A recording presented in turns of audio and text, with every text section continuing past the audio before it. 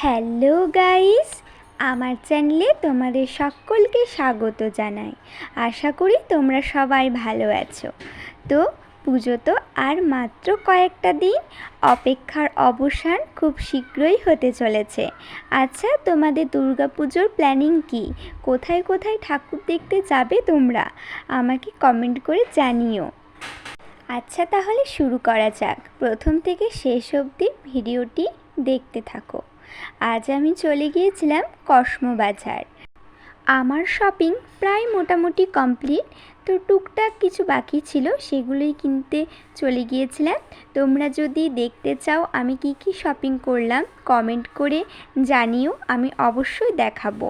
তারপর আমরা চলে গিয়েছিলাম পাপড়ি চাট খেতে। তোমরা তো অবশ্যই জানো আমি পাপড়ি চাট খেতে কত ভালোবাসি। যারা আমার ভিডিও রেগুলার দেখে তারা তো অবশ্যই জানবে।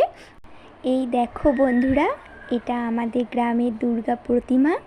মা সেজে উঠেছে নতুন সাজে, কি সুন্দর দেখতে লাগছে দেখো বন্ধুরা। আমাদের দীর্ঘ প্রতীক্ষার অবসান খুব শীঘ্রই হতে চলেছে। মা আসছেন খুব তাড়াতাড়ি। পুজো আসছে আসছে, এটাই যেন আমাদের কাছে আনন্দের। পুজোর এই কয়েকটা দিন কিভাবে যে হই হুল্লোড় আনন্দ করে আমরা কাটিয়ে ফেলি বুঝতেই পারা যায় না, তাই না বলো বন্ধুরা? জানো তো বন্ধুরা, আমাদের গ্রামটা খুব ছোট্ট।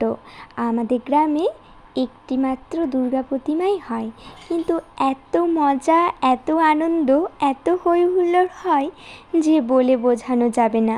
সমস্ত মজা, ভিড় যেন এইখানেই সীমাবদ্ধ থাকে।